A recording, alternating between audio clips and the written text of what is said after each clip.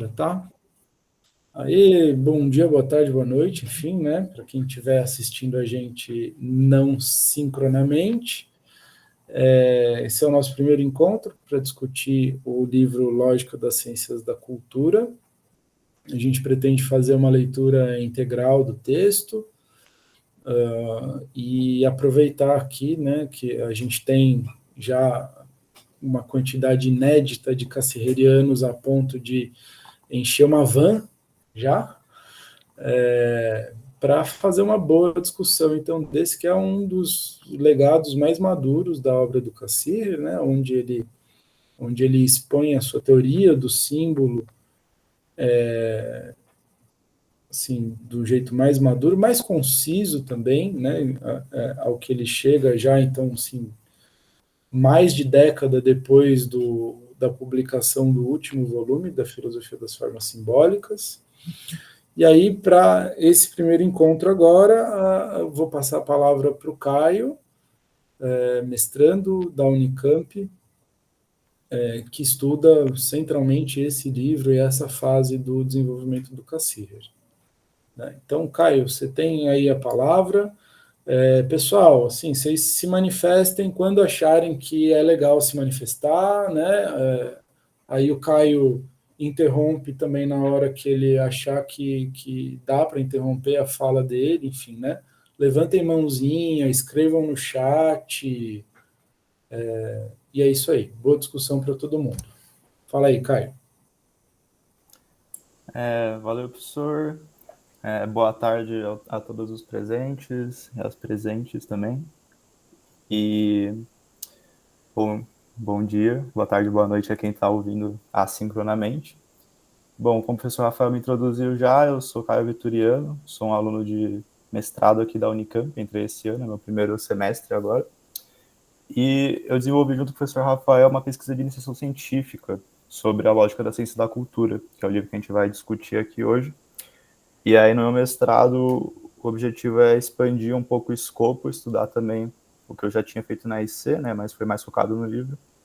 Outras obras nas quais o Cassirer elabora uma teoria das ciências humanas. Enfim, tem várias questões que a gente vai ver aqui ao longo da discussão sobre se ciências humanas é uma terminologia que faz sentido aplicar o Cassirer, que o nome do livro é Lógica da Ciência e da Cultura, e não Ciências Humanas. Se é Ciências do Espírito, que era o termo mais em voga na época, e o Cassirer se valia dele, e nesse livro ele começa a focar mais em Ciências da Cultura. Enfim, a ideia hoje é começar a discussão sobre o livro a partir de uma introdução geral. Então eu vou primeiro falar algumas informações básicas do livro, só para a gente começar bem, dar um contexto histórico, mostrar alguns autores com os quais o Cassirer estava dialogando, que debates nos quais ele estava se introduzindo, e mostrar algumas relações um pouco mais avançadas, mas ainda muito só para passar por cima, para a gente ter um horizonte bem delimitado aqui do que a gente vai fazer. E bom, eu vou começar aqui, preparei uns slides, eu vou compartilhar para a gente. O problema é que eu não vou poder vê-los. Então, por favor, se alguém levantar a mão, quiser falar, pode interromper, não tem problema. E eu ainda estou vendo vocês, só essa coisa esquisita, mas é só momentâneo. E aí, depois que eu fizer essa introdução, que deve durar em torno de uns 30 minutos, talvez, aí a gente parte para a leitura do livro mesmo. Além desses slides aqui, eu só queria mostrar para vocês que as principais edições do livro que eu uso, e que é mais comum uma pessoa brasileira usar, agora é o livro em si, né, traduzido do português, do Cassirer, Ciência da Cultura, também estou com ele aqui, do César Benjamin, tradução do César Benjamin, saída pela Contraponto. Tem a tradução em inglês do livro, que ela é a mais usada na literatura internacional, né, fora da Alemanha, que é feita pelo Steven Lofts, que ela está lá no slide também a capa, mas essa edição laranjinha aqui. E a edição alemã, essa daqui é eu fiz um PDF, mas eu vou mostrar também, tá lá no slide, das obras completas do Cassirer. Bom, aí eu vou começar a apresentar aqui, eu vou parar de vê-los. Todo mundo consegue... Um segundo. Está carregando. Todo mundo consegue ver bem os slides? O slide, no Sim. caso? Joia. Então, me interrompam quando vocês sentirem necessidade, sem problemas. E, bom, eu vou me referir à lógica das ciências da cultura por LCC, que é mais curto. E aí, aqui na esquerda, a gente tem essa edição mais antiga das obras completas do Cassirer, feita pela editora Miner, Verlag. Esse é o volume 24 das obras completas, na qual tem uma coleção de textos do Cassirer, dentre eles a Lógica das Ciências da Cultura. Mas a editora também lançou uma edição separada do livro aqui em alemão. A edição canônica para usar é a da esquerda, a capa vermelha, porque tem introdução, que fala um pouco do livro, tem a marcação a qual essa edição do meio se refere, e a edição em inglês aqui na direita, que é a edição inglesa padrão também. Tem uma edição mais antiga, uma tradução em inglês, que se chama The Logic of Humanities, e aí é uma diferença terminológica da tradução também. Aqui a gente tem Cultural Sciences, Ciências Culturais, e lá a gente tem Humanidades, Humanities. E a gente vê que dá alguns problemas, já no título da obra. Cassirer normalmente não tem tantas polêmicas de tradução, mas por algum motivo no título desse livro tem. A gente vai ver um pouquinho isso.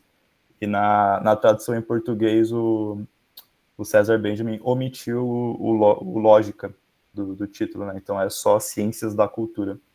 Que, enfim, eu vou falar mais, quando a gente for entrar na discussão do livro, eu vou falar um pouco mais sobre isso. Mas, enfim, essas são as edições padrãs. E aí eu queria começar só com um contexto histórico do livro. Ele é um livro bem tardio do Cassirer. Ele foi publicado durante o período de exílio do Cassirer na Suécia, que é entre 1936 e 1942. Agora não tenho certeza se é 1935 até 42, mas com certeza por esse período. E foi o último... Achei que já alguém tinha aberto o microfone, mas tudo bem. Era eu. Que Foi. ele chega em 35 na Ah, Suécia. tá. Joia. Aquela aula inaugural dele lá, o É Conselho de verdade. Filosofia 5. Verdade. É de 1935 até 1942. E o livro foi publicado no último ano do exílio do Cassirer na Suécia, em 42. A gente vai ver que isso tem algumas consequências importantes para o que significa o livro, o que significa as produções anteriores do Cassirer que culminaram no livro. E, bom, Cassirer teve um período de exílio bem longo, né, desde 1933, quando Hitler quando o partido do Hitler, né, ascendeu ao poder na Alemanha. Ele passou um período na Suécia, passou um período na Inglaterra, passou um período nos Estados Unidos. E, bom, aqui é o período da Suécia que é importante mais para a gente. E aí, como estava durante a Segunda Guerra Mundial, teve um período de forte crise cultural na Europa. E o Marcos, por exemplo, aqui estuda o livro do Russell sobre a crise das ciências europeias, que também não é só das ciências, mas também da cultura europeia, que era um clima bem caótico mesmo na Europa. E isso teve influências, exerceu influência na filosofia também. E descendo um pouquinho, tem uma questão importante que é, nesse período da década de 20, década de 30, foi quando o Círculo de Viena se constituiu e estava exercendo uma influência bem forte na filosofia europeia. E aí os principais membros são Carnap, Reichenbach e outros pensadores também. E o Carnap, principalmente, é uma figura que o Cassirer discute bastante no Lógica da Ciência e da Cultura. Outro aspecto contextual importante é a emergência das ciências humanas no século XIX, né, mas também nessa primeira metade do século XX, elas estão se consolidando ainda, né? Algumas delas são a história, a linguística, a sociologia, a antropologia, a economia, mitologia comparada, religião comparada, história da arte, várias outras ciências humanas. Elas estavam aparecendo aos montes. E aí, com esse aparecimento de uma nova novo modo de proceder científico, também tem um debate filosófico correspondente acerca da natureza e autonomia dessas ciências, que no cenário cultural alemão elas eram chamadas de Geisteswissenschaften, que são as ciências do espírito. E, de novo, a opção terminológica importante aqui para a gente. Mas Geisteswissenschaft era muito usado no fim do século XIX e primeira metade do XX, principalmente até a década de 30. E, bom, esse debate sobre as ciências do espírito, né, a fundamentação filosófica delas, tem vários autores relevantes aqui, eu separei alguns só para situar o Cassirer, né, todos esses textos são anteriores à Lógica da Ciência da Cultura. O último é de 33, que são 9 anos antes da Lógica. O Cassirer não debate com todos esses autores, eu vou apontar quais são os principais autores que Cassirer dialoga, mas esse debate ele se inicia principalmente ali com esse livro do Dilthey, A Introdução às Ciências do Espírito, de 1883, que foi um grande marco. Depois a gente tem alguns autores da sociologia mesmo, né? O Durkheim, aqui em 95, publica as regras elementares do método sociológico, que é muito importante. Depois tem uma outra escola neocantiana, da qual o Cassirer faz parte, não dessa escola, mas o Cassirer neocantiano, da escola de Marburgo. E tem a escola de Baden, cujos principais representantes são o Windelband e o Rickert. A gente tem a publicação desse livro muito fundamental do Rickert, que é Os Limites da Formação de Conceitos na Ciência da Natureza. Esse é só o título, tem um subtítulo ainda, que é Uma Introdução às Ciências do Espírito. Ele também publica 3 anos depois, em 99, A Ciência da Cultura e Ciência da Natureza, que é um texto menor, se não me engano, é um artigo, um texto de palestra que ele escreveu. E logo em seguida tem o professor dele, o Windelband, publica um texto também, marcou bastante esse debate, que é o História e Ciência da Natureza, de 1904. E aí o Weber, que também foi muito marcado pelo neocantismo, publicou em 1904, no mesmo ano, A Objetividade do Conhecimento na Ciência Social e na Política Social, que, enfim, todos os alunos de Ciências Sociais acabam vendo esse texto, o do Durkheim e algum outro do Weber também. Depois a gente tem outra publicação do Dilthey, que é A Construção do Mundo Histórico nas Ciências do Espírito, também muito importante para o debate. E aí eu também quis incluir aqui 2 textos que eles não são tão discutidos assim, mas eles também são marcos importantes na minha visão, que é um texto da Edith Stein, que ela era do Círculo da Fenomenologia, né, foi aluna do Russell, e aí ela publicou as contribuições à fundamentação filosófica da psicologia e das ciências do espírito, que é um texto bem comprido, bem interessante. E tem esse livro do Nikolai Hartmann, que também foi influenciado pelo Russell, mas ele foi influenciado pelos neocantianos também, principalmente pelo Natter. Ele publicou O Problema do Ser Espiritual, que se refere justamente ao domínio da cultura, né, o domínio do espírito objetivo, nessa inspiração hegeliana. E, bom, são vários textos, é só para ter esse panorama. Os principais autores com que o Cassirer dialoga são o Rickert, o Windelband e o Dilthey, de certa forma, e de uma forma mais subrepetícia, assim, um pouco mais escondida, o Weber também. No estudo 3, ou capítulo 3 da Lógica da Ciência da Cultura, a gente vê que o Cassirer desenvolve uma noção de conceito de cultura, que é muito parecido com o conceito de tipo no Weber. Mas o Cassirer não faz quase nenhuma menção explícita ao Weber, nem nas obras que ele não publicou. Enfim, isso é um ponto curioso.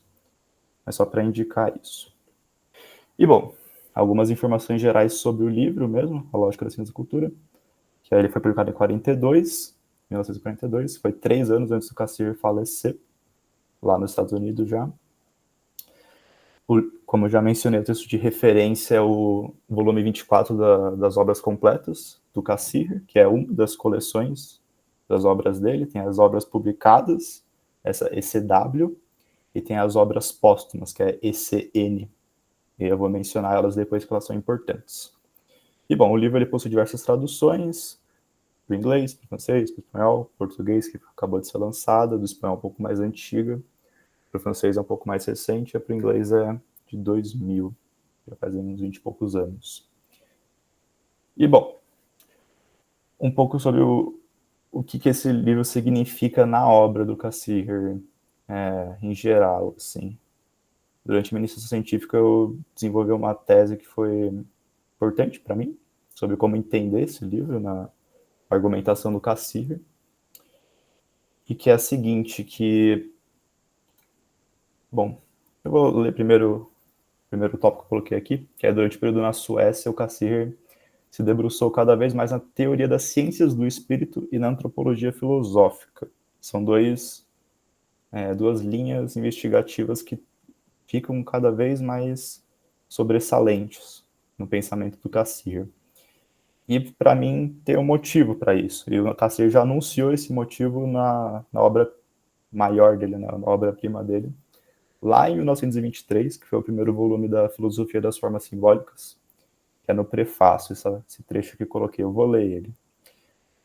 Ele diz: somente a partir dessa teoria das formas do espírito, ainda que traçada apenas em seus contornos gerais, justificava-se a expectativa de encontrar uma visão metodológica clara e um princípio seguro que pudesse embasar as diversas disciplinas das ciências do espírito. E aqui é ciências do espírito mesmo, né? Ciências da cultura, igual ele vai falar depois.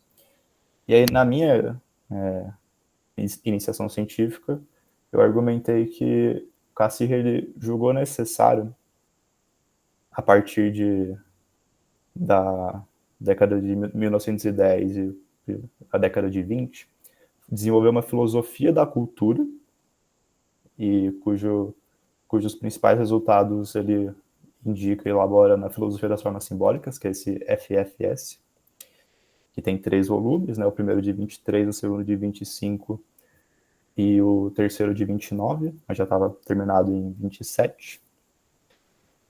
E depois de fazer, na qual ele fala sobre a linguagem, sobre o mito e sobre as ciências da natureza e a matemática, principalmente.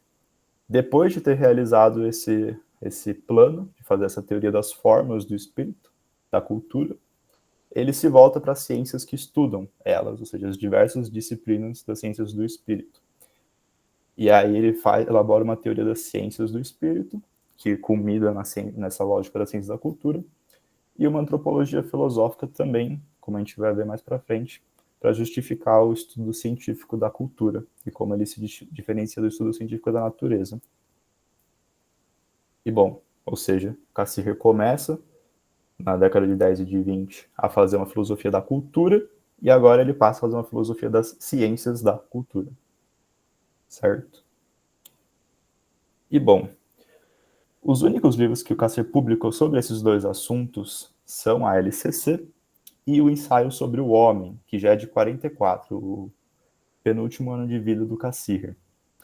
Só que esses dois textos podem ser, rudimentos ou outras investigações relacionadas a esses textos podem ser encontradas nas obras póstumas do Cassirer, e inclusive em vasta medida. A Lógica da Ciência da Cultura é um livro bem pequeno, o Ensaio sobre o Homem não é tão pequeno, mas é um resumo da filosofia das formas simbólicas, então não teria como ele ser pequeno também. O Ensaio sobre o Homem tem cerca de umas 350 páginas e a LCC tem quase 200 ou 200 e poucas páginas. Então são textos curtos para o Cassirer, que escreveu Histórias da Filosofia em 4 volumes, Filosofia das Formas Simbólicas em 3 volumes, etc. E, bom, eu vou falar aqui só um panorama para a gente se orientar no livro. Eu chamei de estrutura da LCC, da Lógica das Ciências da Cultura. Ela é dividida em 5 capítulos, que o Cassirer chama de estudos, por algum motivo que eu não descobri até hoje.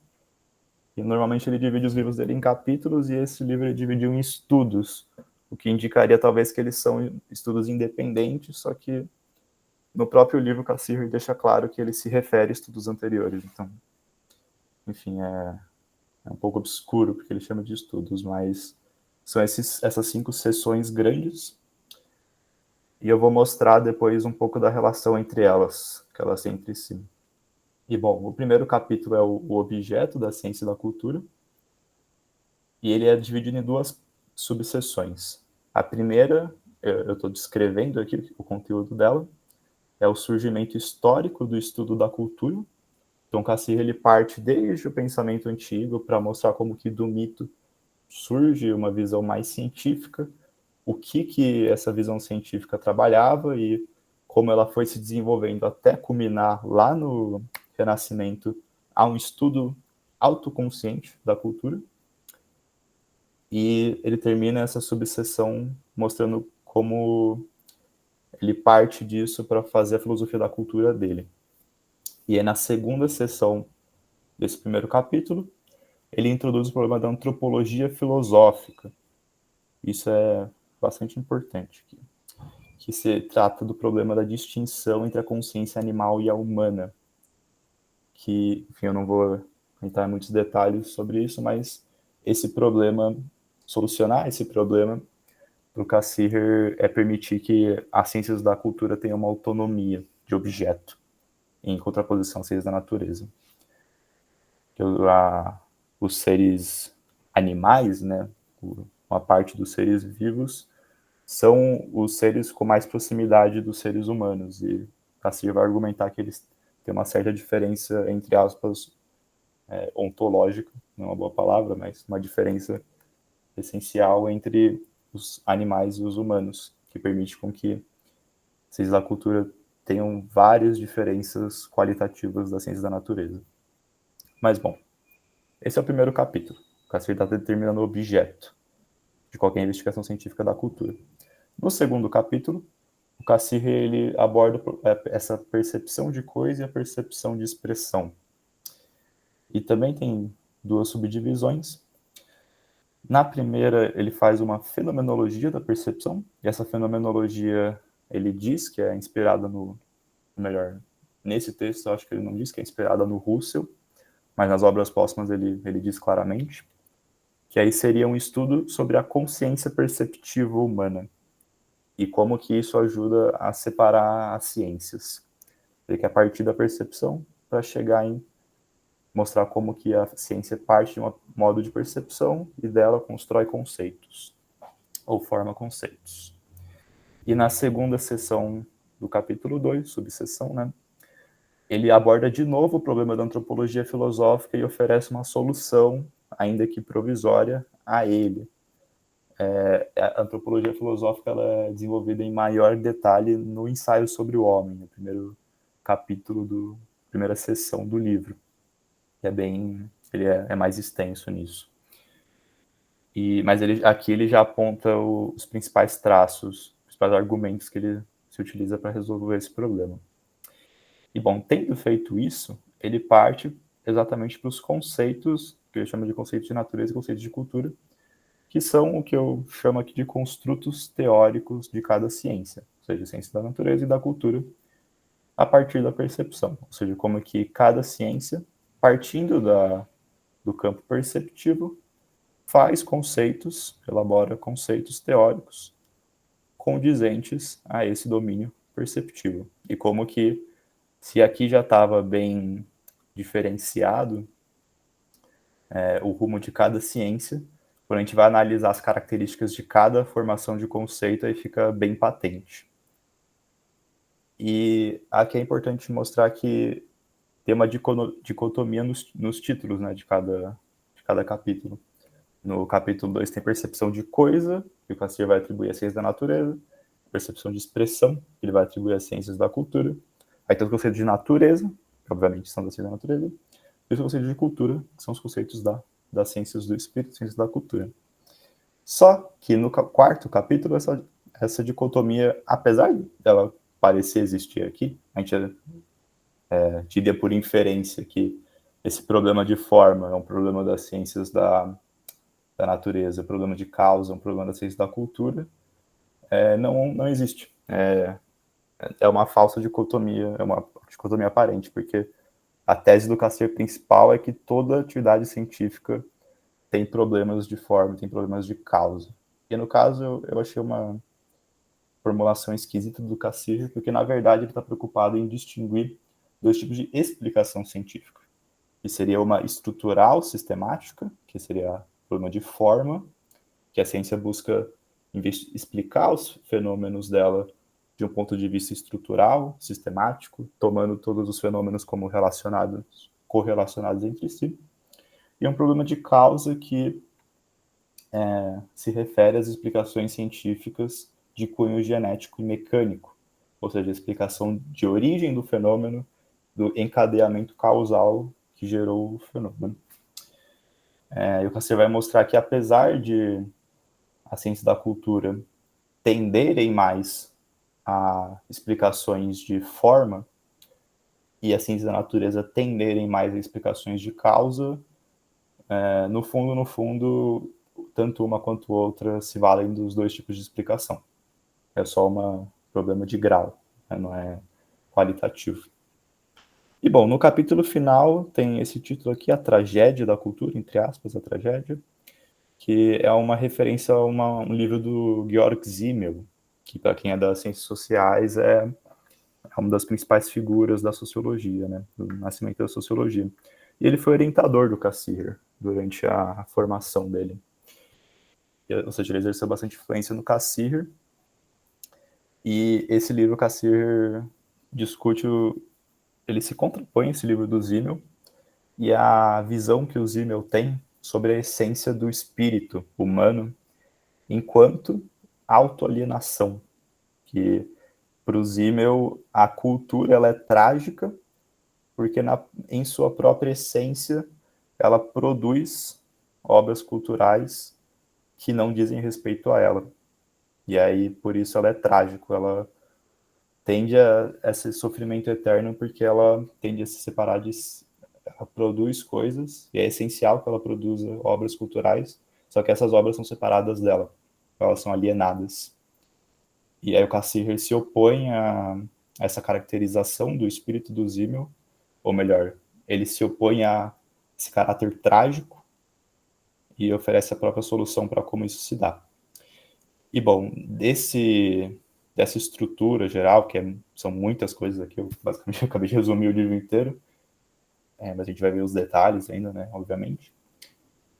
Eu separei duas linhas argumentativas, que é uma proposta exegética minha, sobre a LCC. De um lado tem a epistemologia da cultura, que eu quis dizer aqui um estudo sobre as condições de conhecimento, as possibilidades que um estudo da cultura pode ter, ou que a cultura enquanto fenômeno exibe. E aí essa temática está no primeiro capítulo, ele passa para o capítulo, a segunda seção do segundo capítulo, aqui principalmente antropologia filosófica, né, faz parte disso, e ele culmina no quinto capítulo, que é sobre a tragédia e sobre a cultura como autoalienação de si. E a outra linha argumentativa é o que eu chamei aqui de filosofia das ciências naturais e culturais, que seria uma parte específica das ciências naturais e das ciências culturais. É um campo específico da filosofia da ciência, nas quais se estuda a ciência da natureza e a ciência da cultura, e é desenvolvido principalmente no capítulo 2.1, ou seja, a primeira seção do segundo capítulo, no capítulo 3 e no capítulo 4. Então, para mim, eu interpreto o livro como ele tem essas duas linhas argumentativas que, se você segue, eu não estou recomendando ninguém a ler o livro nessas ordens, porque não é para ser lido assim, só que depois de ler, você focar nessas relações aqui ajuda a entender muita coisa, ajuda a ver como que os principais argumentos do Cassirer vão se desenrolando. Aqui é um pouco mais imediato, né, porque é o capítulo 2.1, aí depois cai no 3 e o 4 em sequência. Aqui na epistemologia da cultura fica um pouco mais confuso. O Cassirer vai dando passos largos para mostrar onde ele quer chegar. E aí, aqui só para retomar rapidinho, mostrando aqui que essa delimitação do objeto da cultura, esse debate aqui sobre a antropologia filosófica é retomada na parte 2.2, e aí então ela é retomada no capítulo 5. Esse estudo aqui sobre as ciências mesmo, né, direto, começa no 2, passa para o 3 principalmente no 2.1, né? Aí passa para o 3 e passa para o 4. O ponto principal para mim que causou um problema foi principalmente essa passagem do capítulo 4 para o capítulo 5, que não parece ter uma relação clara. Mas aí quando você relaciona o capítulo 5 com os outros predecessores aqui do começo, fica mais claro. E bom, esse daqui é o último slide que eu preparei, pra gente, antes da gente entrar na leitura do texto, propriamente, que é como algumas obras póstumas do Cassirer se relacionam com a LCC. E isso daqui fez parte também da minha iniciação científica. Um pouco eu vou estudar mais sobre isso no mestrado. Os primeiros 5 livros das obras póstumas, a ECN, são aqueles nos quais mais se relacionam com os textos escritos pelo Cassirer na Suécia. E por isso você consegue ver claramente a proximidade temática dos textos. Aqui a gente tem o primeiro livro das obras póstumas, que é a Metafísica das Formas Simbólicas, o que seria o 4º volume da Filosofia das Formas Simbólicas. O conteúdo dele se relaciona muito com os primeiros 2 capítulos da LCC, em todas as suas subseções. Mas é um texto anterior, ou melhor, todos esses textos aqui são anteriores à LCC, e são investigações preparatórias do Cassirer, para o que veria a culminar a LCC. Esse texto, a Metafísica, ela é muito rudimentar, vamos colocar assim. Ela é um texto no qual o Cassirer ainda é muito... Ele está titubeante, ele está caminhando a passos curtos, explorando terrenos, abandonando outros. Então ele ajuda muito a ver algumas intuições do Cassirer, só que ele não é difícil de trabalhar com esse texto. Já esse N2, o segundo volume, ele é outra história. Esse é um livro cujo título é Fins e Meios do Conhecimento da Realidade, que era um livro que o Cassirer queria publicar, ele quase publicou, estava em estágio final já de elaboração, é um texto muito concatenado, e já é muito mais fácil de trabalhar. Ele se relaciona muito com a filosofia da ciência do Cassirer nos capítulos 2 e 4, que, segundo essa minha divisão aqui, né, com essa linha argumentativa. E nesse texto, Cassirer ele fala sobre, ele elabora filosofia da matemática, filosofia das ciências da natureza e filosofia das ciências do espírito. Ou seja, só um dos temas, que é a filosofia da matemática, não aparece na LCC. O resto tudo aparece, e com outras perspectivas e algumas coisas mais aprofundadas. E bom, tem essa outra coleção de textos, que é o História e Mito, que eu não pude trabalhar muito, mas eu sei que se relaciona também com a filosofia da ciência do Cassirer, principalmente com a fenomenologia da percepção, do capítulo 2, mas avança para o resto também. E já são textos são manuscritos mesmo, né? É mais difícil de trabalhar com eles. Tem o volume 4, que se chama Pregnância Simbólica, Fenômeno de Expressão em Círculo de Viena. São vários textos que abordam fenomenologia da percepção também, mas que entram na teoria dos conceitos científicos também. Ou seja, se refere aos capítulos 2 e 3 da LCC. E também se refere ao 3º volume da Filosofia das Formas Simbólicas, aqui no conceito de pregnância. E bom, o 5º volume, ele é o mais importante para relacionar as obras póstumas do Cassirer com a LCC, porque ele junta várias palestras e conferências do Cassirer, de cursos que ele deu, etc., que vieram a culminar efetivamente na LCC. Então, tem várias passagens que são só paráfrases, a LCC tem várias passagens que são paráfrases de textos que o Cassirer usou em palestra. São palestras muito claras, são textos que eram para uma audiência ali direta, né, ao vivo, do Cassirer. Então são textos fáceis de ler, são textos que o Cassirer não titubeia muito.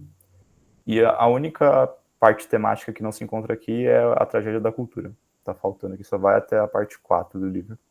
Mas é um texto riquíssimo e para quem sabe alemão, eu recomendaria ler esse texto aqui, se está interessado na LCC. E bom, era isso que eu trouxe na parte de slides. Eu iria agora para para a leitura do livro. Se alguém tiver alguma coisa que quiser falar, tiver alguma dúvida, pode fazer. Guilherme está com a mão levantada. Isso. Pois é, eu prestei atenção da maneira como você propõe certos percursos argumentativos mais ou menos, não sei se essa é a melhor palavra, né, mas mais ou menos, não sei se independentes, mas específicos talvez. A pergunta que abre para mim é tipo assim, por que então ele precisou? Parece que esse é um problema que se abre da sua interpretação, né? Por que não fazer tudo então direto, né? Porque abrir um tipo de argumentação, suspender ela, colocar outro no meio para concluir depois, entende? Sim. Isso se responde mais assim, algumas coisas. Primeiro que o Cassir próprio chamou os capítulos do livro de estudos, então ele já tirou assim de pronto que teria uma relação imediata de continuidade de um com o outro, apesar de ter essa continuidade. Mas ele ressalta esses aspectos que estão nos títulos. Então, às vezes esses assuntos eles se desmembram em outros, só que eles têm uma linha norteadora, que é exatamente o que estão nos títulos. Outra coisa é que o Cassirer, posso dizer isso, ele introduz o problema, vou voltar aqui, por exemplo, eu vou ter que apresentar de novo. Aí foi. Ele apresenta o problema daqui da antropologia filosófica só para colocar uma delimitação possível do estudo da cultura, por exemplo. Só que sem uma fenomenologia da percepção, ele não consegue solucionar. Então você entende por que ele quebra aqui. Ele só introduz o problema, elabora outra coisa, que também tem outros fins, e soluciona ele.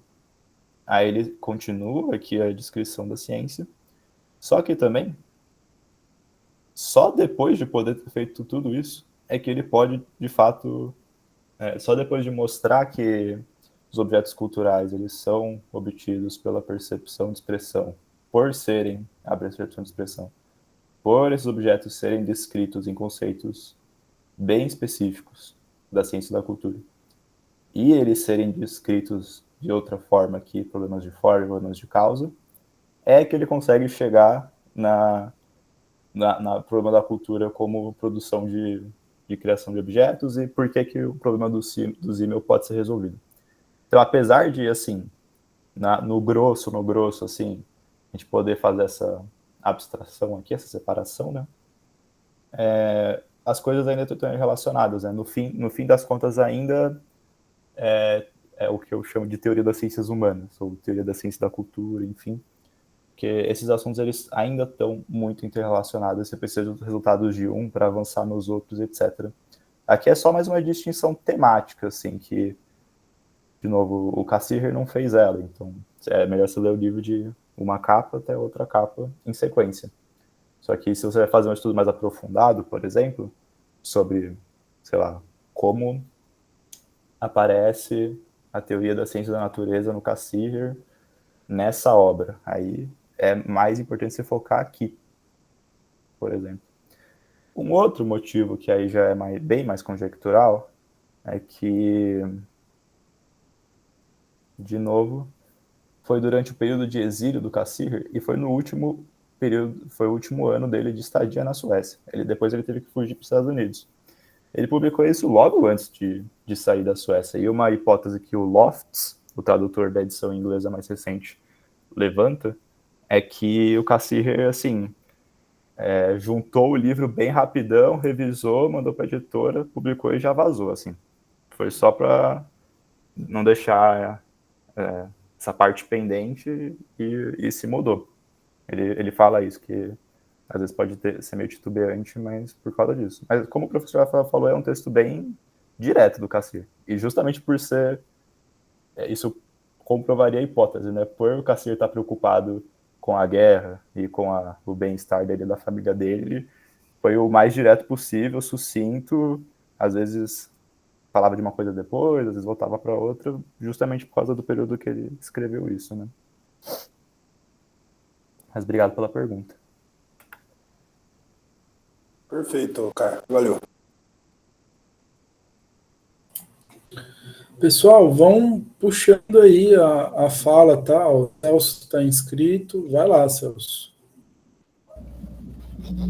A minha questão está ligada ao capítulo 4, né?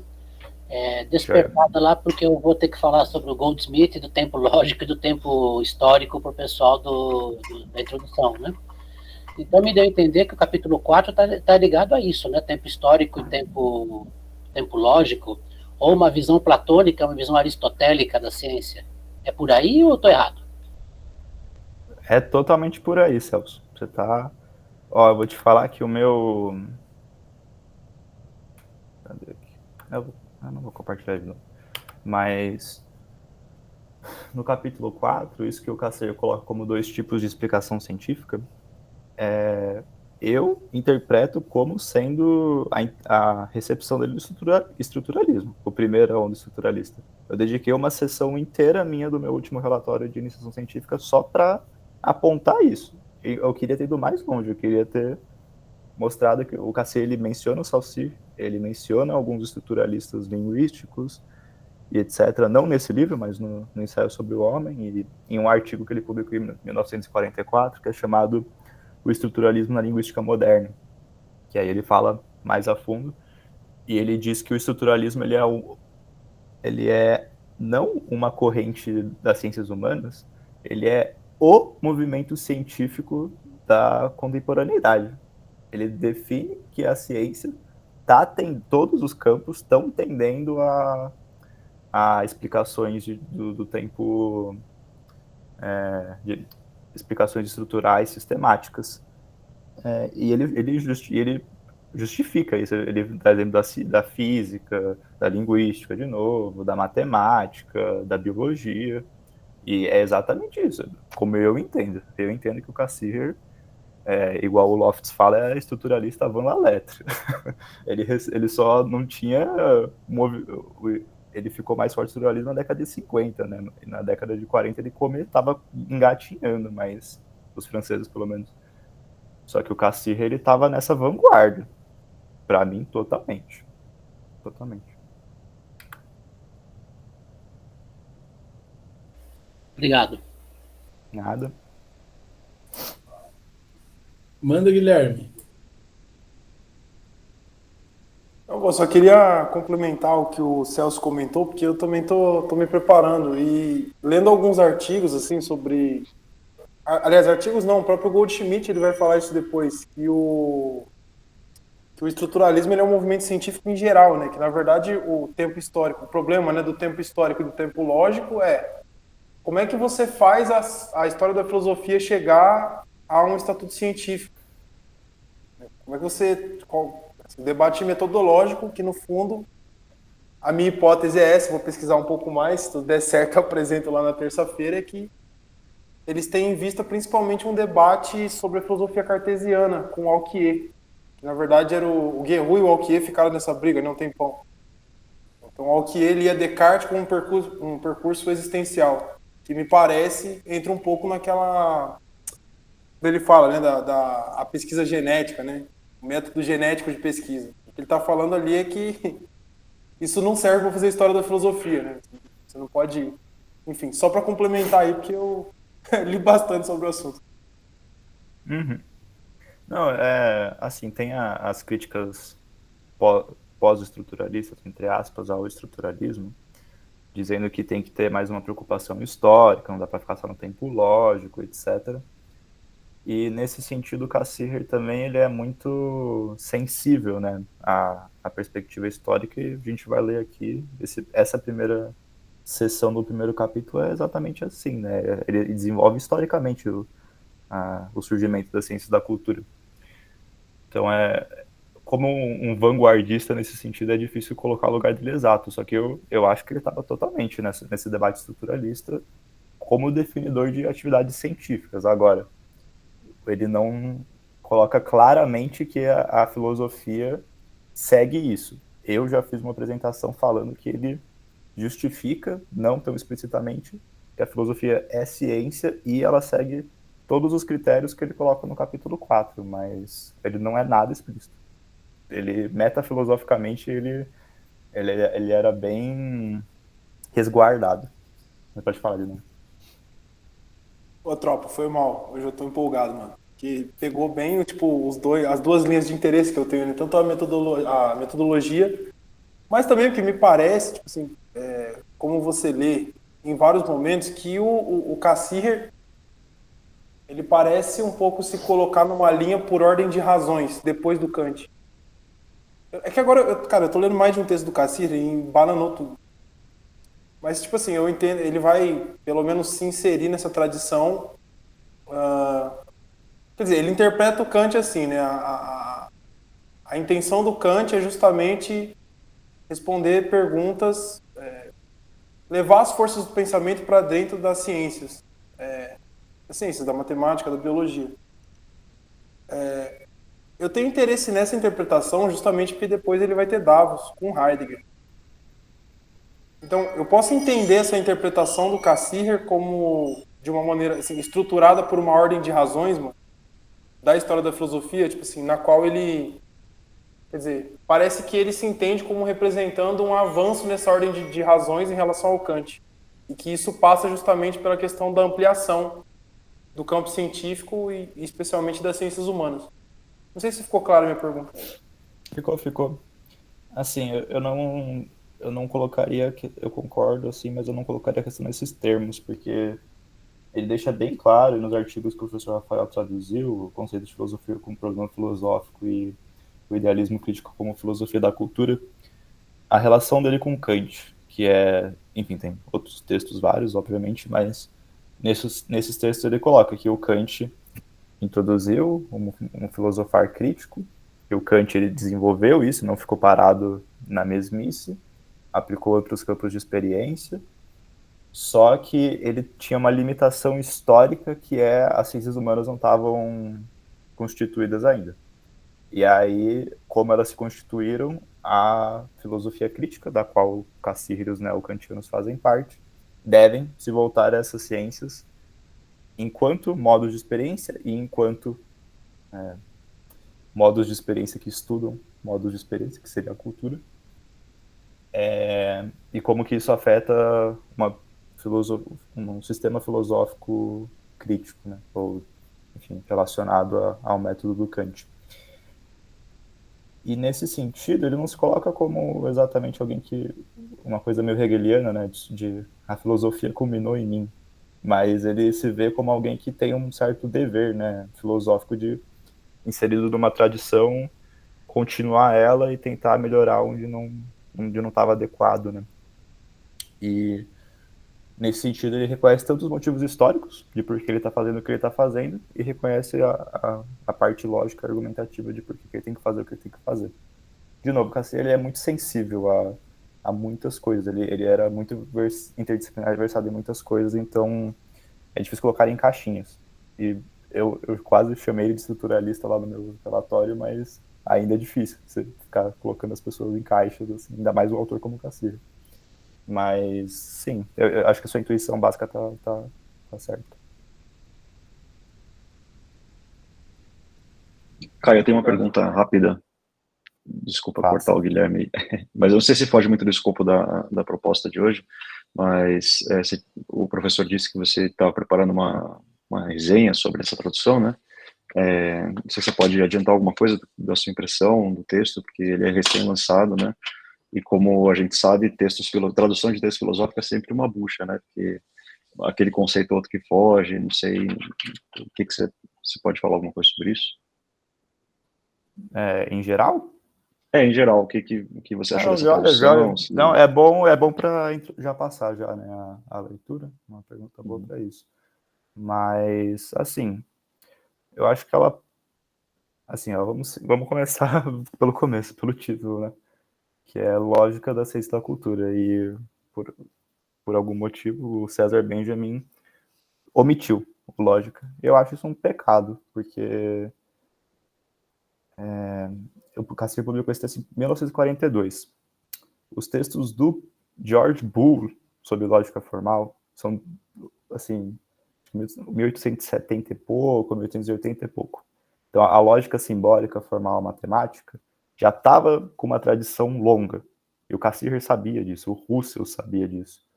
O primeiro volume das Investigações Lógicas de 1900 já discutia porque lógica, a palavra, tinha que ser atribuída a uma disciplina muito específica e que a lógica formal simbólica não conseguia se adequar a isso, ou tinha outros propósitos.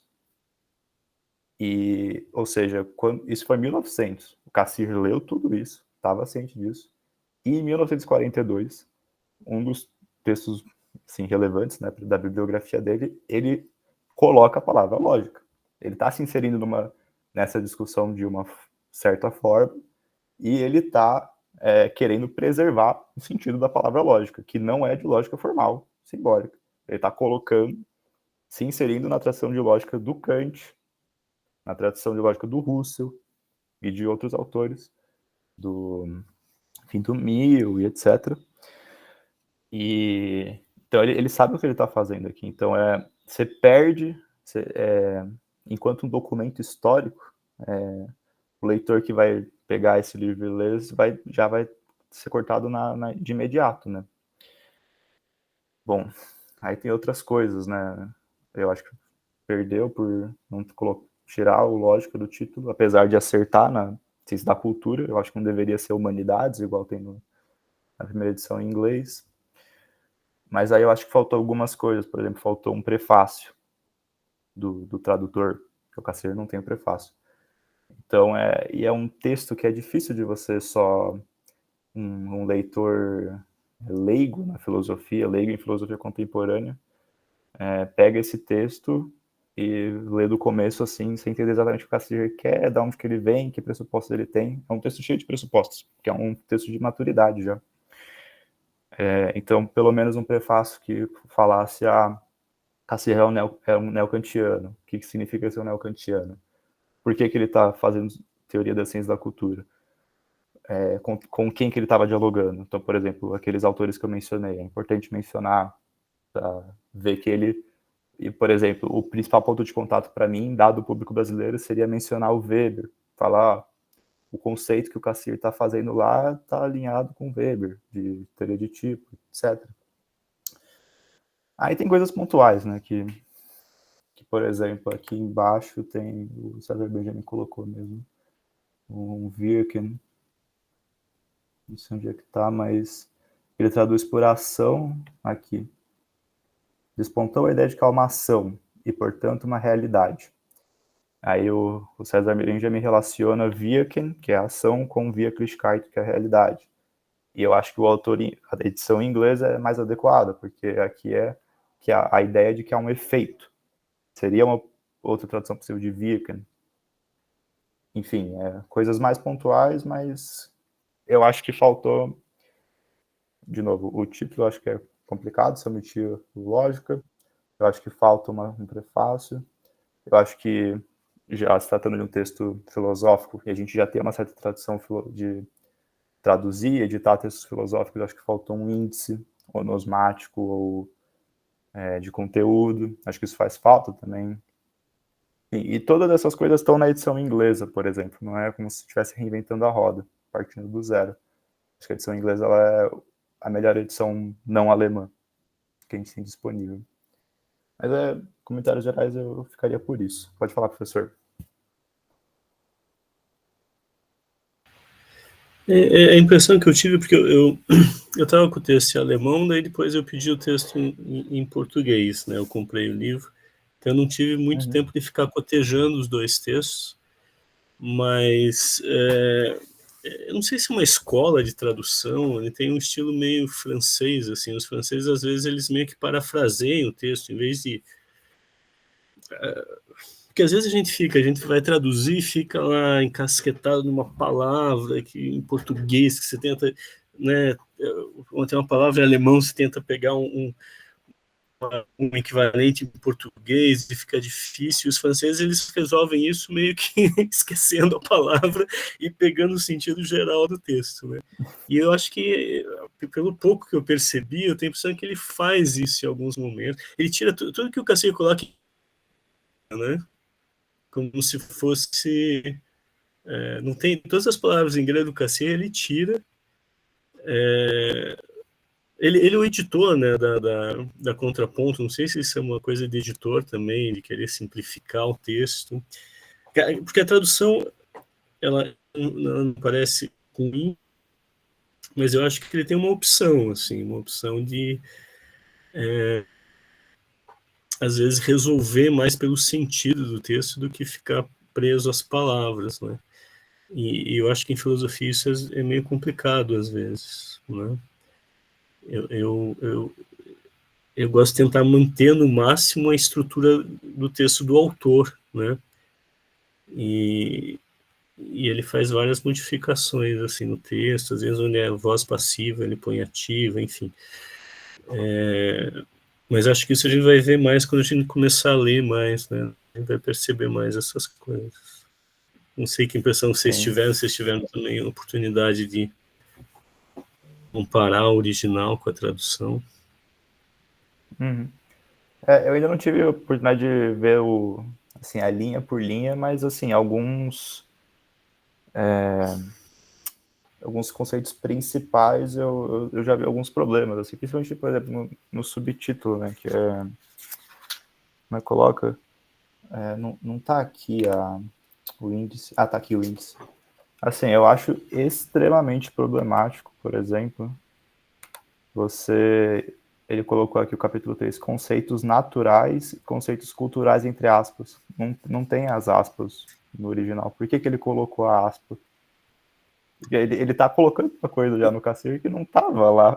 E tem um original que o Cassirer põe aspas e ele não põe.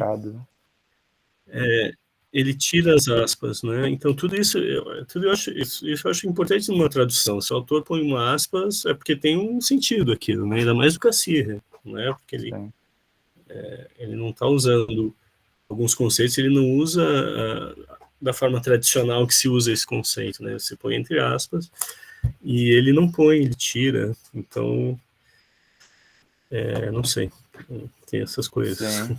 Não, assim, o que é óbvio dessa edição, essa tradução nova, é que ela é feita para um público leigo, que não tem pretensão nem necessidade de ir nos meandros, ou que não vai ter uma preocupação técnica de história da filosofia, ou de exegese que nós temos, né, como público acadêmico, então é voltado para o público não acadêmico. Só que mesmo assim, são muitas decisões de opções de tradução que seria melhor se ele tivesse explicitado, né, num prefácio, de novo. Se ele tivesse deixado claro, ó, eu fiz isso, isso e isso, pode não ser o melhor, mas é o que eu quero, que eu tinha como propósito, e foi isso. Mas não, é um texto seco. A única coisa que tem dele no livro físico é a nota das orelhas, né, o texto das orelhas, e algumas notas de rodapé, que são principalmente opções de tradução, igual aquela do Wirken e Wirklichkeit. Fora isso, tem muita pouca fala dele, o que seria bom porque é uma tradução dele. Então, como tradutor, é importante você saber essas coisas, né? E para o leitor, mesmo que leigo, saber o que ele está fazendo, né? Então, sim. A gente vai ver o meandro da coisa, né? Com o desenrolar das reuniões. Eu não gosto muito de falar mal de tradução, porque, assim, qualquer pessoa que já traduziu um texto sabe que ainda mais filosofia, né? Uma coisa difícil e toma muito tempo, é pouco reconhecido, e sempre vai ter um chato que vai falar, não, aqui o cara podia ter feito melhor mesmo, porque sempre podia ter feito melhor, não dá, né? Não existe uma tradução definitiva, né? Mas, por outro lado, a gente tem que falar também, né? Tem umas coisas que descaracterizam um pouco o texto. Eu acho que ele descaracteriza um pouco o texto, né? Enfim. Sim. Eu vi aqui que alguém mandou alguma coisa no chat.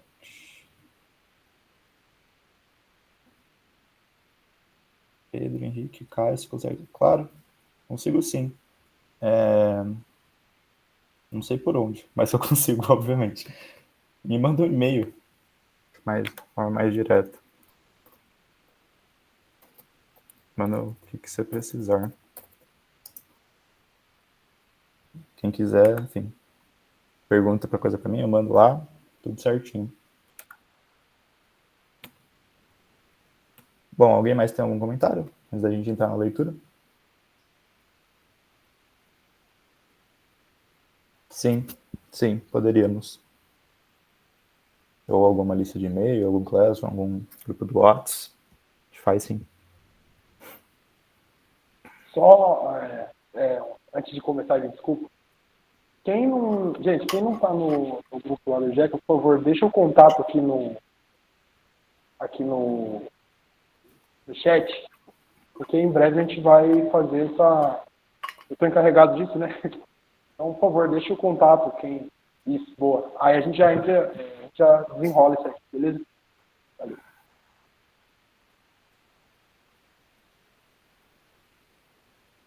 Joia. Alguém mais tem algum comentário, alguma pergunta, alguma observação queira fazer antes da gente entrar na leitura?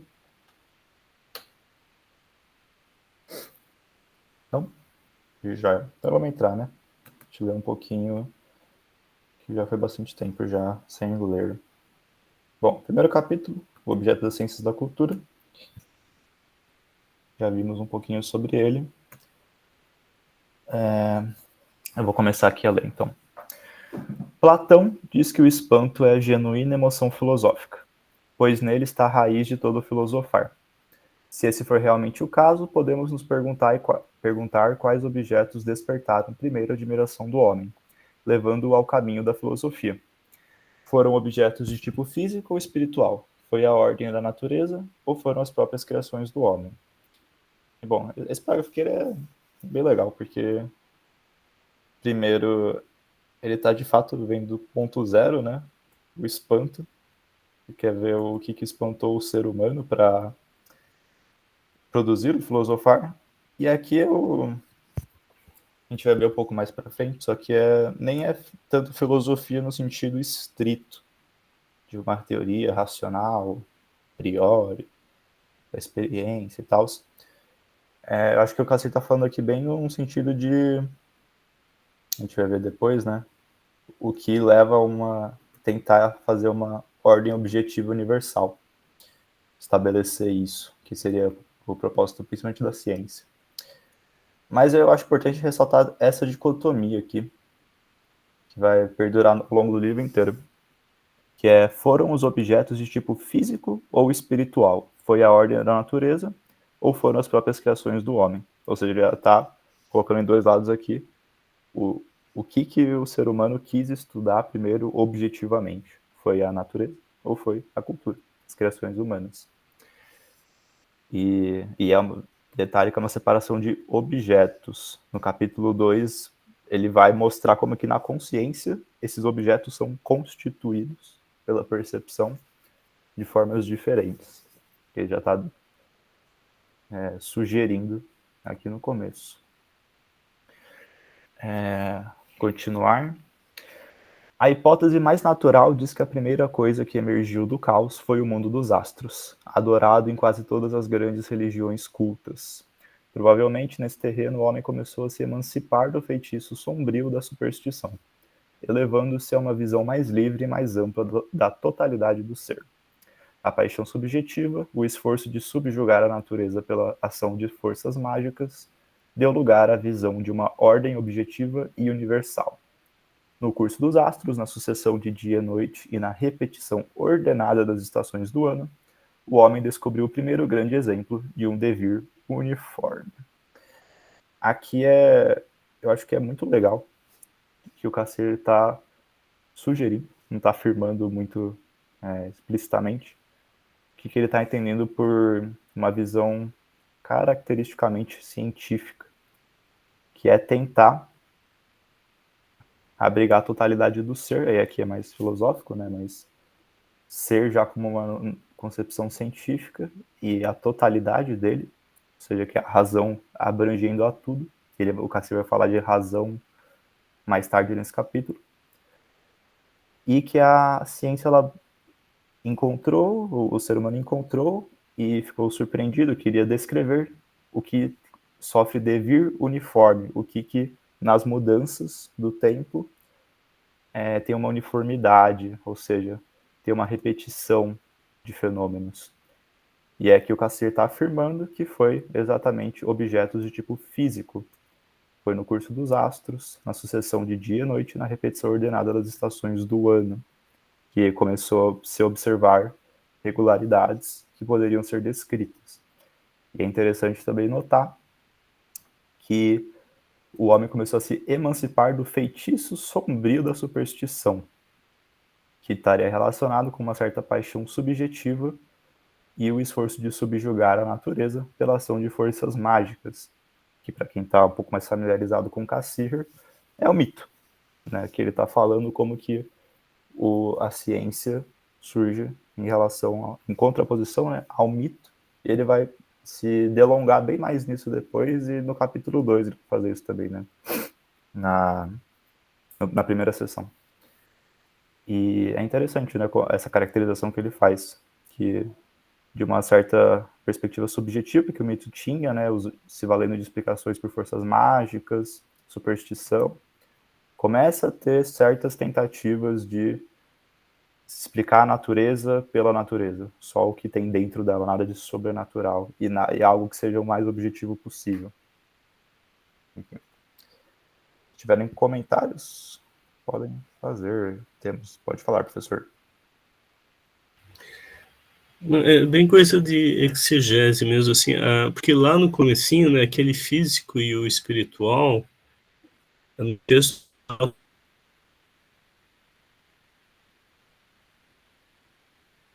aspas, e não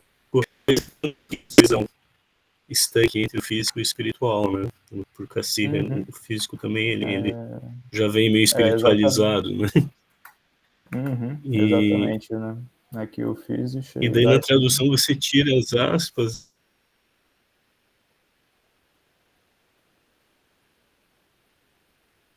Não é bem assim, enfim.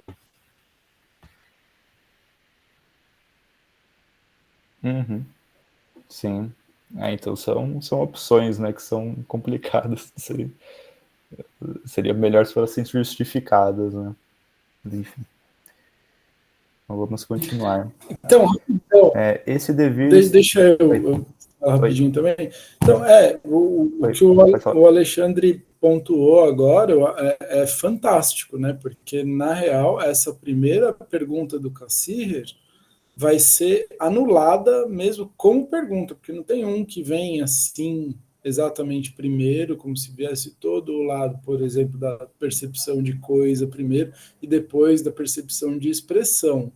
As coisas acontecem um pouco simultaneamente, e vamos levar em conta também que o Cassir vai advogar pela primazia da percepção de expressão. Né? Então, ainda que seja um objeto dito físico, porque uma pessoa é física, né? Então, a pessoa olhando ali para o bebê, né? A percepção ali no início mesmo da vida, né? O bebezinho olhando para a expressão de uma pessoa. Tá, isso é um objeto físico, mas é um objeto espiritual. Né? Então, a criança vê no objeto físico o que é espiritual. Né? A percepção da expressão na coisa. Enfim, né? Mas para não complicar, né? Agora, assim, as aspas fazem toda a diferença, né? Exatamente. E é interessante que o Cassir ele vai provar, né? Vai justificar a primazia da percepção de expressão lá no capítulo 2 da lógica, em alguns textos póstumos também, de forma mais delongada. E é um pouco ruim que ele não justifica, ele só deixa nas entrelinhas aqui, né? Essa paixão subjetiva, se valendo de forças mágicas, que para o Cassir vai ser o ponto clássico da percepção de expressão, né? No mito e etc., onde ele está mais predominante. Mas essas relações também entre o físico e o espiritual, que ele vai discutir no capítulo 2 e 3, são muito complexas. Ele fala que todo objeto cultural tem uma base física e dela, de uma forma, de certa forma emergente, surgem propriedades espirituais, só que ao mesmo tempo a percepção de coisa, que seriam de coisas físicas, é posterior à percepção de expressão. Então, são relações bastante complexas, que enfim, tem que trabalhar com isso, tem que ver como é que funciona direitinho. Pode falar, Guilherme. Cara, porque agora que vocês levantaram isso, eu tenho a impressão que no começo ali do ensaio sobre o homem, ele fala algo muito próximo disso aqui. Mas eu tenho a impressão que ali, cara, ele está tratando de um problema um pouco diferente. Eu vou tentar parafrasear, mas eu tenho que eu li. Então, por exemplo, embora a gente pudesse esperar, né, que no início do contato do homem, né, com a natureza, com a investigação científica, era de se esperar que o sentido dessa investigação fosse, na verdade, para fora. Né? Ou, como ele está falando aqui, talvez de tipo físico, mas que é o contrário, na verdade. Vamos dizer, é essencial, desde os primeiros momentos de investigação científica, o homem procurar uma metodologia para conhecer a si mesmo. Que até então, até o ensaio sobre o homem, pelo menos, não se conseguiu. Então, eu tinha a impressão, na verdade, de que o sentido, se eu li direito, o sentido dessa investigação era... ele se desenvolve, mas a partir do que seria um tipo espiritual, entende? Não sei se ficou claro, mas agora vocês estão falando que existe, na realidade, uma intersecção entre as duas coisas. Sim. Enfim, era isso.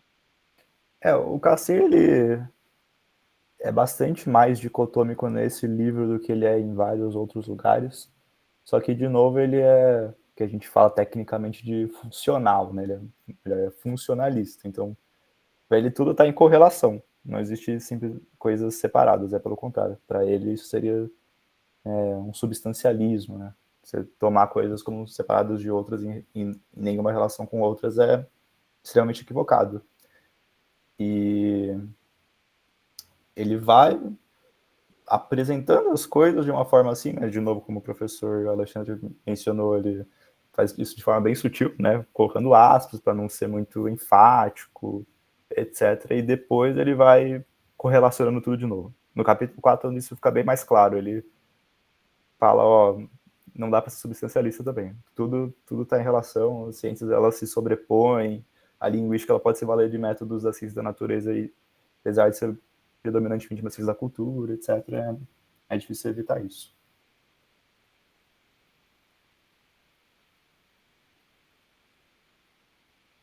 Já um comentário a mais? Não? Tá bom. Vamos seguir, então. Terceiro parágrafo.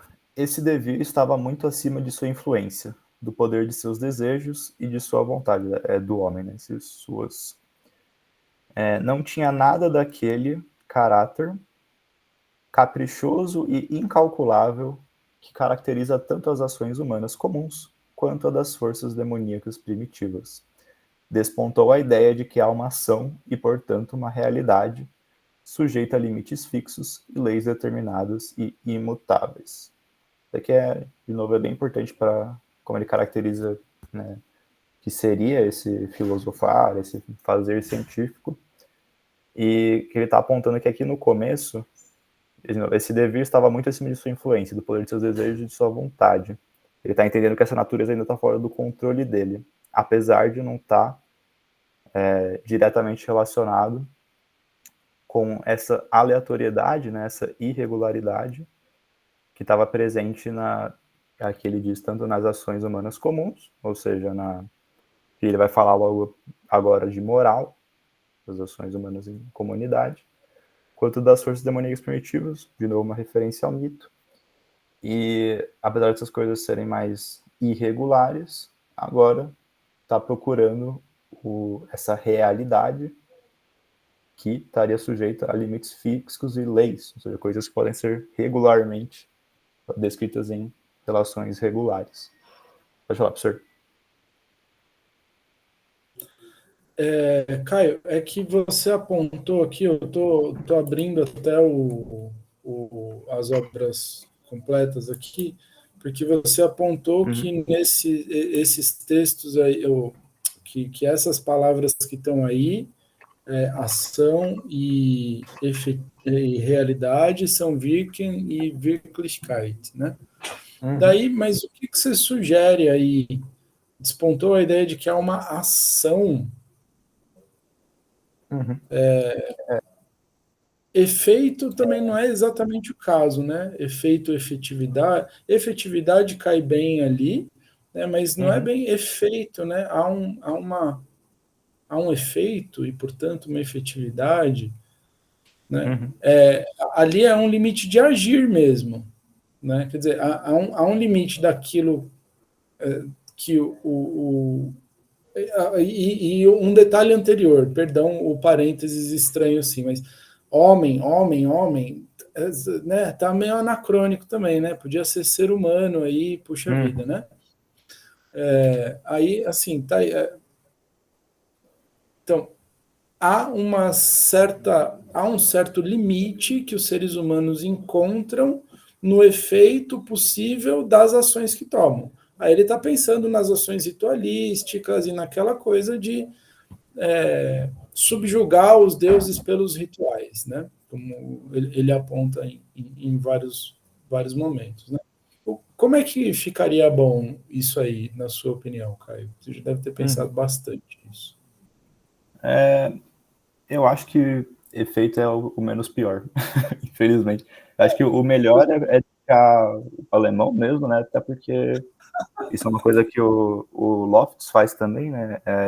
Quando tem um jogo de palavras, deixar o alemão, né? Então, tem o Wirken e o Wirklichkeit, que o Cassir tá fazendo de forma proposital, né?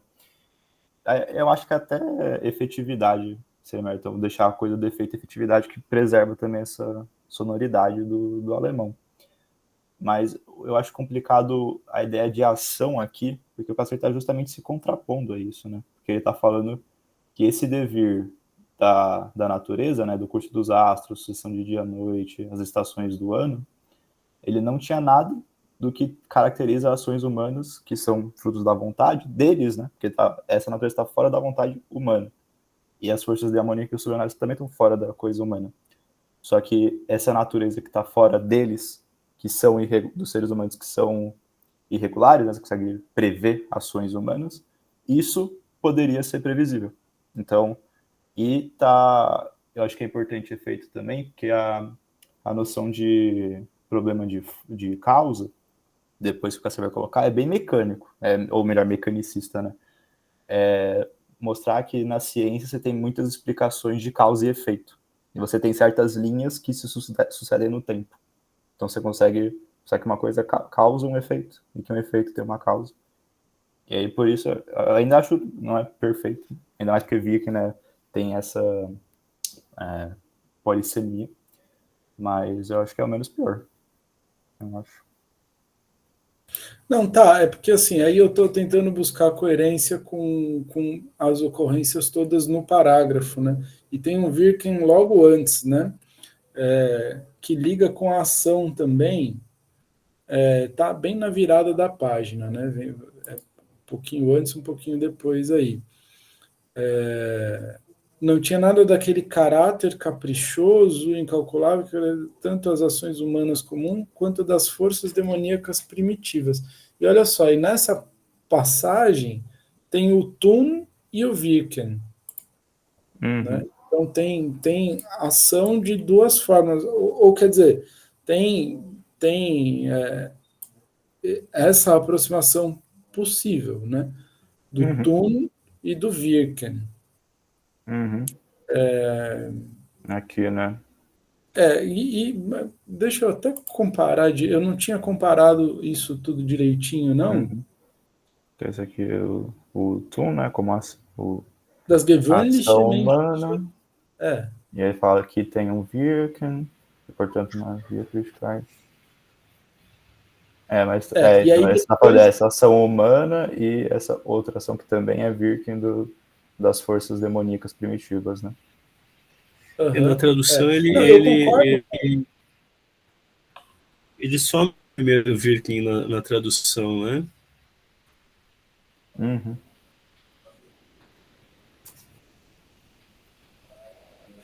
Tem imprecisões aí, né, nesse período aí que eu apontei, né, porque se a gente ficar entrando muito na tradução, a gente não caminha no texto também, Uhum. né, é sempre um risco da gente, É né, verdade, verdade. Sim, sim. né, mas assim, ele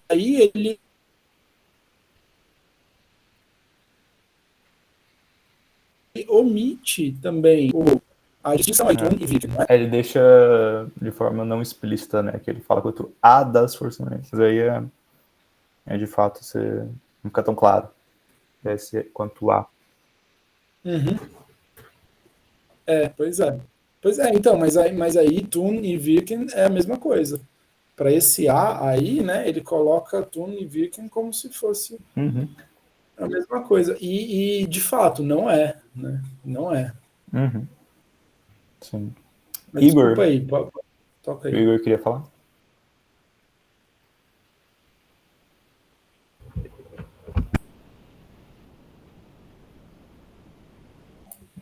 Você desmutou e mutou de novo, Igor. Não Tô sabemos dando se você tá... Porque o meu notebook aqui tá um pouco idoso, pobre. Tá. E aí, Agora foi. pessoal? Beleza. Então, aqui, para as bandas da UFC, né, a gente tem umas interpretações um pouco distantes, inclusive trago opiniões polêmicas que talvez ajudem um pouco a desvendar esse mistério. O termo Virgilichkeit, ele e a opinião é polêmica, porque me parece, e aqui tem alguns debates com o pessoal do outro grupo, que ele é uma herança do hegelianismo no Cassirer, né? O termo Wirklichkeit aparece na lógica do Hegel, na lógica da essência, e ele se refere a uma... A tradução veio como efetividade, mas ele se refere a uma espécie de realidade que é tratada pelo espírito, né? Que, portanto, está dentro da construção da lógica. Então, claro, o Cassirer não está, pelo menos me parece que nisso a gente concorda, ele não está propondo uma interpretação lógica da realidade como Hegel. Mas, por outro lado, existe essa percepção de que o simbólico, né, que me parece ser o centro da compreensão da realidade, né, a tratativa simbólica,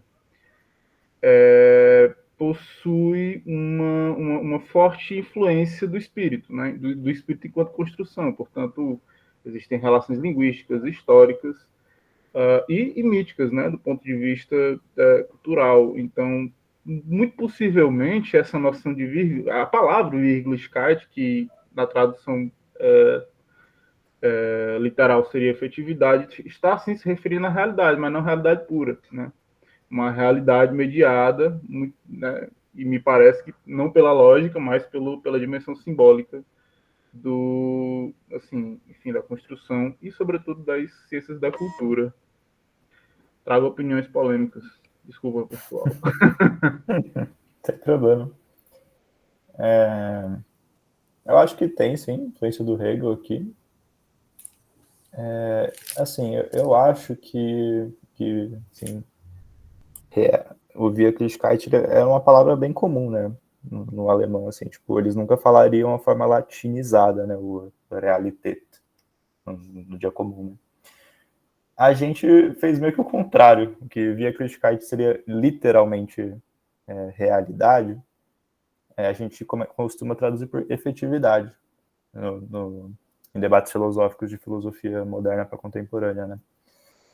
E nesse caso, eu acho que eu prefiro efetividade por causa do coisa da sonoridade, né? Que o Cassirer está fazendo propositalmente aqui, claramente. E aí se preservaria, né? Colocaria alto. Aí despontou a ideia de que há um efeito e, portanto, uma efetividade, né? Que seria esse conjunto de efeitos só. E apesar de eu concordar com você que com certeza o Cassirer tem na teoria dele um hegelianismo de concepção de uma forte de espírito objetivo, né, como que a realidade ela está sempre amparada por construções culturais, criações que são fortemente relacionadas à consciência, né, um idealismo ainda idealista, apesar de crítico.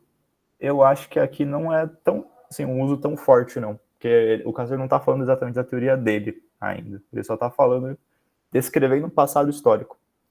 Isso talvez não seja também assim a posição própria dele. O Cassirer, ele sempre é difícil por causa disso também, né? Porque ele, muitas vezes ele fala opiniões que não são a dele, usando uma linguagem que às vezes é do outro, às vezes é dele, e fica nesse vai e vem. Porque, por exemplo, o Cassirer não vai falar, não vai defender uma concepção de, por exemplo, de ciência da natureza que deva ser mecanicista. Só que ele está falando aqui, essa primeira visão científica era bastante mecanicista nesse sentido de ficar procurando relações de causa e efeito.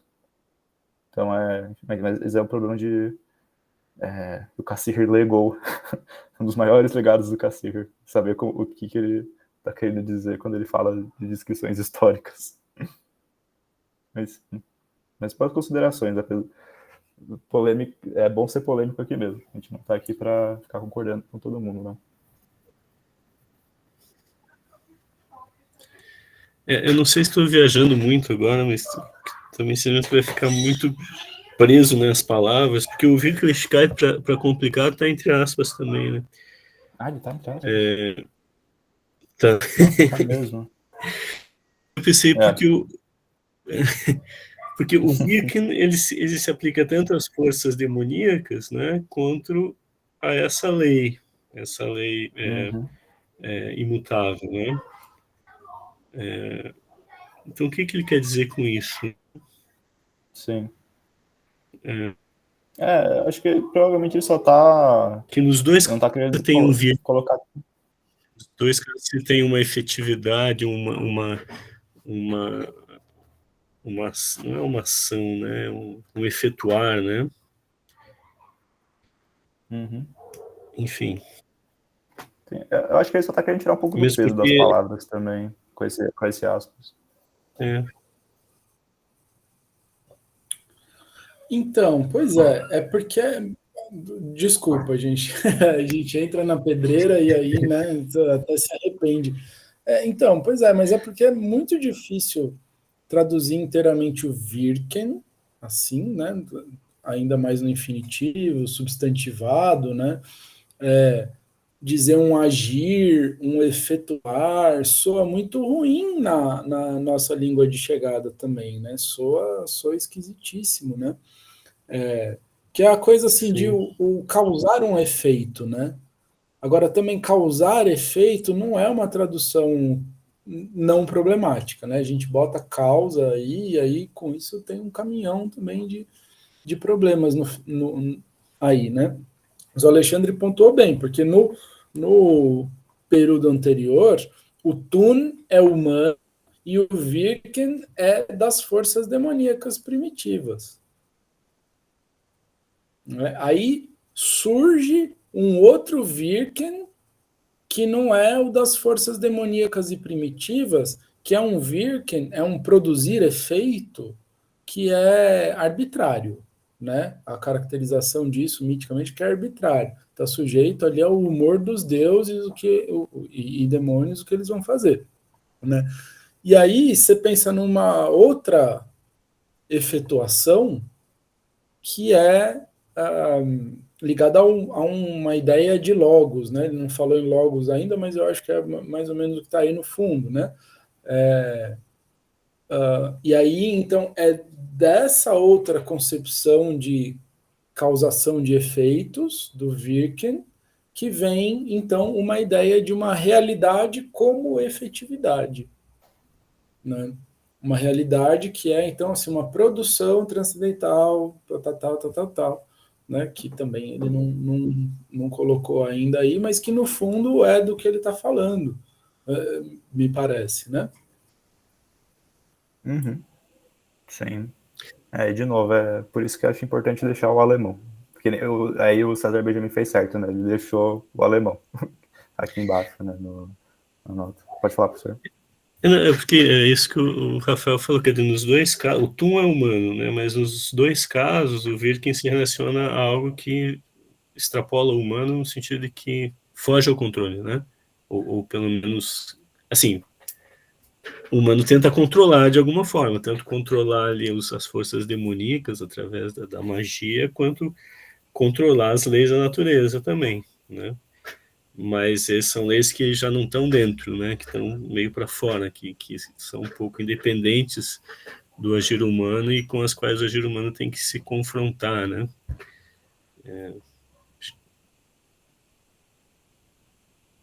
Uhum. E aí, só para ficar continuar nessa de parênteses e tal, tem aqui o poder dos costumes que está em itálico aqui no alemão, e ele tirou o itálico. E o poder dos costumes sem o itálico. E aqui é até um caso curioso, e eu acho que com a minha experiência é bom apontar isso, que costume é uma noção que o Cassirer ele desenvolve lá no segundo volume das Obras Póstumas, que eu falei sobre o Fins e Meios do Conhecimento da Realidade, que costume é exatamente o conceito das ciências que as ciências humanas produzem. Ele chama de costume, ou que são as regularidades da cultura que as ciências da cultura querem descrever. Viram um conceito técnico lá. Então é ainda curioso que eu deixar isso para lá, mas enfim, só para deixar isso para quem for ler aquele texto. Bom, vamos continuar então. Logo, esse sentimento foi misturado com outro, sentimento de espanto, né? Mais próxima do homem do que a ordem da natureza está a ordem que ele descobre em seu próprio mundo. Também aqui, o caos e a arbitrariedade estão longe de reinar supremos. Desde as suas primeiras reações, o indivíduo sente que é governado e limitado por algo que está acima dele e que não pode controlar. Estamos nos referindo ao poder dos costumes, aqui em itálico, né? Que o orienta e o guia.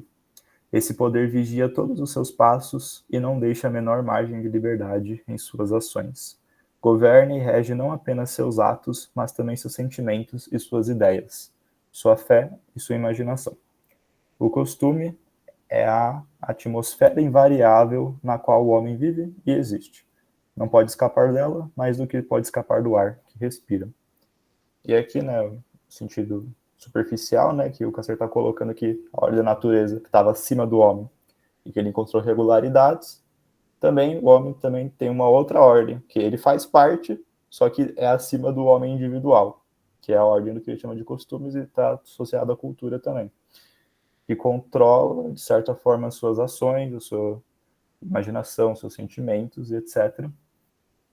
E que está fora dele também, e que ele sente a necessidade de descrever.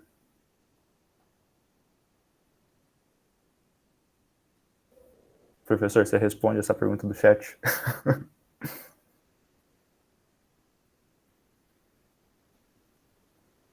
Você está mutado, professor. Foi mal, eu não vi o chat aqui, gente. Eu estava no livro em outra aba. Até que horas a gente vem aqui? Vai. A gente, pois é, assim, a gente tinha marcado até as 5h30, mas estamos aí, né? Sim, evidentemente a gente não vai muito longe, né, na leitura assim.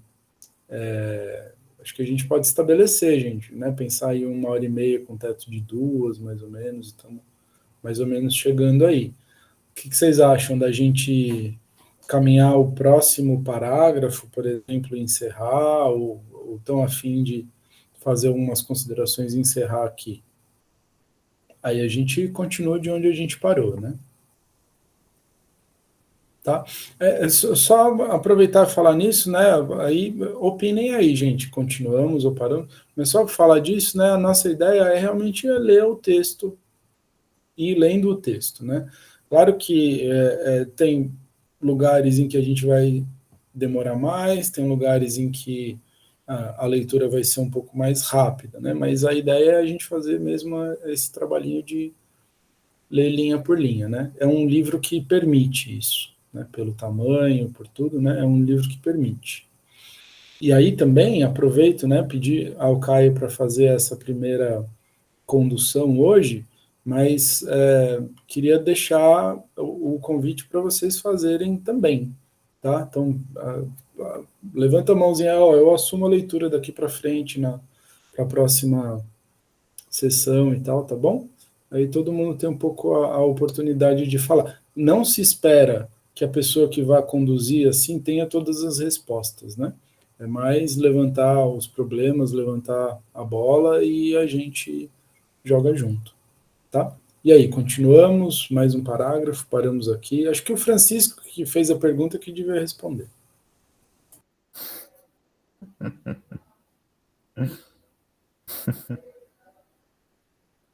Bom, a minha sugestão era a gente já parando esse parágrafo aqui. A gente deve dar uma abertura para a gente discutir um pouco. E aí, se a gente for entrar no outro, acho que vai demorar muito. Mas Estamos vendo a fumacinha saindo, Caio, da sua cabeça. Oi? Estamos vendo a fumacinha saindo da sua cabeça, Caio. É mais fácil porque eu tenho pouco cabelo, né? Mas, assim, eu também optaria por encerrar nesse parágrafo, porque o próximo ele vai começar a, de algum modo, adentrar nas perspectivas, de algum modo, antropológicas, né? Que são leituras originárias e isso é meio intrincado, né? Particularmente bem debatível, porque existem algumas interpretações, desde as interpretações antropológicas até mesmo aos seus residuais dentro da filosofia mais contemporânea. Né? Sim. Bom, gente, eu tô de acordo também, né? E assim, aí ele vai começar a explicar, né, essa mudança, né, da relação com o mundo, a descoberta de uma ordem e tudo mais, e vai fazer uma daquelas reconstruções da história da filosofia, né? Aí eu acho que aí, então, isso já serve de tema para o nosso próximo encontro, né? Pode ser? Pode ser? Aí fica legal, né? Diga aí, quem falou? Caio? Eu só concordei. Falei, eu acho melhor mesmo. Não, legal. Então, joia, gente. Ó, começamos bem, né? Então, vamos mirar aí em 2 horas de teto de encontro, né? É tempo suficiente para a gente discutir sem sair exausto. Eu vou dar aula daqui a pouco também. O pessoal vai jantar, enfim. Quem se candidata, se voluntaria para dar uma olhada assim com mais detalhe aí desse parágrafo para frente, né? É bem esse trecho aí de reconstrução da história da filosofia, né? Dessa tese inicial que ele coloca aí. E aí tem uma marcação do capítulo, perdão, né? O Caio apresentou isso nos slides dele. Esse capítulo tem uma divisão, parte 1, parte 2, que foi suprimida nessa edição também, por alguma razão que não sabemos. E essa divisão está ali na página 33, pelo que o Caio escreveu. Então, vamos mirar, assim, de fazer a leitura até ali, para a gente pegar meio que o argumento inteiro, né? Não que a gente vá conseguir ler até a 33 na próxima, né? Mas a sugestão de leitura e a gente vê até onde a gente consegue ler. Vocês topam? Quem está afim de ler a próxima? A gente só aproveitando aqui o gatilho, tá aqui na 33 e a primeira sessão vai até esse parágrafo. Esse parágrafo que já é a sessão 2 já. Então termina aqui nessa da filosofia das formas simbólicas, parágrafo aqui. E aí aqui já é a sessão 2. Depois de números tentativos, de novo, poderia ajudar até a sessão aqui. Aí serve meio como guia de leitura. Você vai? Joia, maravilha. Tá, aí serve um pouco como guia de leitura, né? Assim, quem não tiver muito tempo, tal, dá uma lidinha até ali e tudo, né? Não com o compromisso de que a gente vai conseguir passar por tudo isso na próxima semana. Beleza? Então, gente, acho que é isso aí, né? Se alguém tiver considerações adicionais, coloca aí. Vou parando aqui a gravação. Aí.